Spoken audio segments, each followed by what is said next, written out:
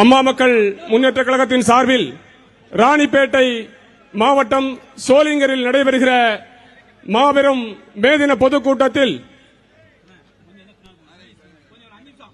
இதய தெய்வம் அம்மா தொழிற்சங்க பேரையின் மாநில செயலாளர் அண்ணன் செல்வபாண்டி அவர்கள் வரவேற்புரையாற்றுவார்கள்.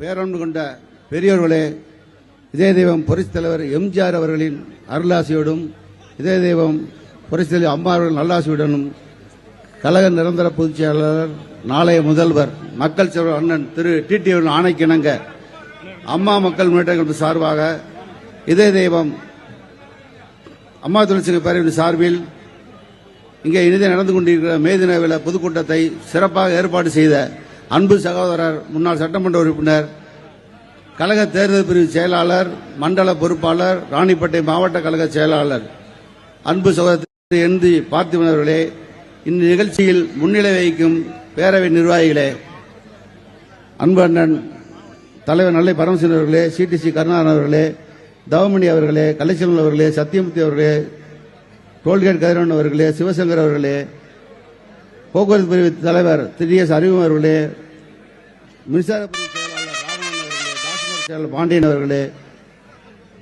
தேயிலை பிரிவு குஞ்சாலி அவர்களே, கூட்டுறவு பிரிவு ஜெயக்குமார் அவர்களே, சிவில் சப்ளை பாலகிருஷ்ணன் அவர்களே, தொழிற்சங்க மாவட்ட செயலாளர்கள் சுந்தரமூர்த்தி அவர்களே, ராஜ்மோகன் அவர்களே, யஸ்வந்த் சங்கர் அவர்களே, ஆர் சங்கர் அவர்களே, இந்நிகழ்ச்சியில் சிறப்புரையாற்ற இருக்கக்கூடியவரும் அன்பின் இருப்பிடம், அமைதியின் பிறப்பிடம், வீரத்தின் விளைநிலம், விவேகத்தின் வரைபடம், ஆயினும் தழும்பாத நிறைகுடம், தமிழகத்தின் நம்பிக்கை நட்சத்திரம், கழகத்தின் நிரந்தர பொதுச் செயலாளர், தொழிலாளர் விடிவெள்ளி மக்கள் செல்வர் அண்ணன் திரு டிடிவி அவர்களே,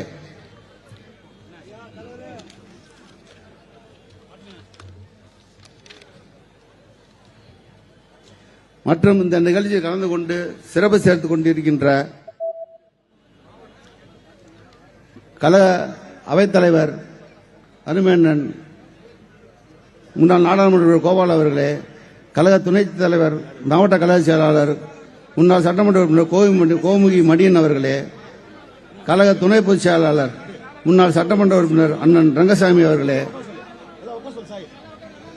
முன்னாள் அமைச்சர் கழக துணை பொதுச் செயலாளர் செந்தமிழன் அவர்களே, கழக பொருளாளர் முன்னாள் சட்டமன்ற உறுப்பினர் வீரபாண்டி எஸ் கே செல்வமன் அவர்களே, கழக கொள்கை பிரிவு செயலாளர் முன்னாள் வாரிய தலைவர் சி ஆர் சரஸ்வதி அவர்களே, கழக தலைமை செயலாளர் முன்னாள் சட்டமன்ற உறுப்பினர் எம் ராசேன் அவர்களே, கழக அமைப்பு செயலாளர் கழக பொறியாளர் அணி செயலாளர் எம் கரிகாலன் அவர்களே,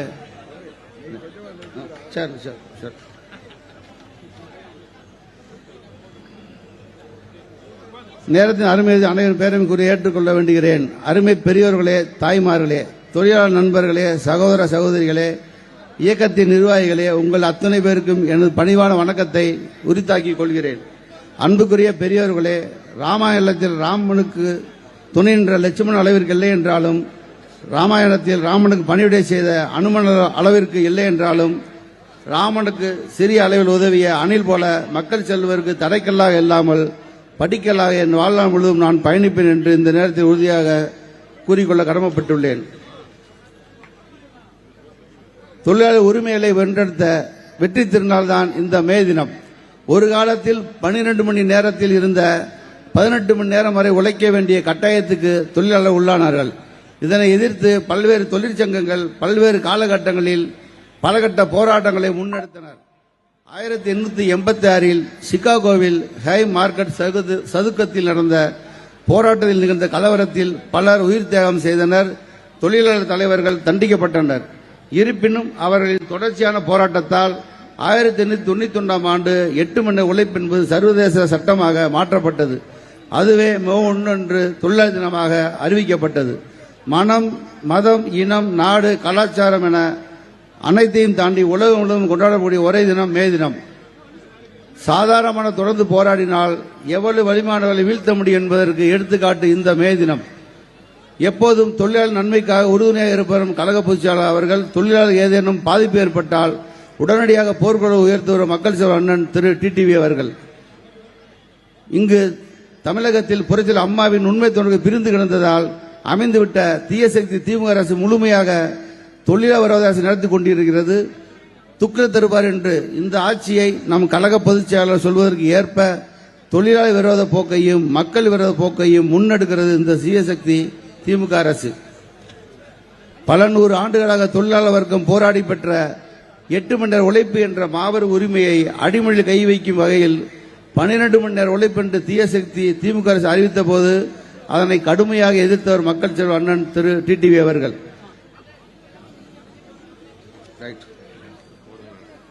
போக்குவரத்து தொழிலாளர் போராட்டத்தில் உள்ளனர். இப்படி தொழிலாளருக்கு பொதுமக்களுக்கும் விரோதமாக திமுக ஆட்சியை முடிவுக்கு கொண்டு வருவோம். புரட்சியாளர் அம்மாவின் தொழிலாளர் நலனறிந்த கொள்கைகளை தமிழகத்தில் மக்கள் செல்வர் அண்ணன் திரு டிடிவி மூலம் நிறைவேற்றுவோம்.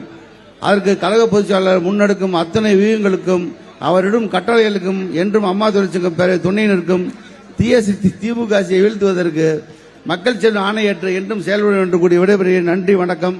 அனைவருக்கும் வேதனை வாழ்த்துக்கள்.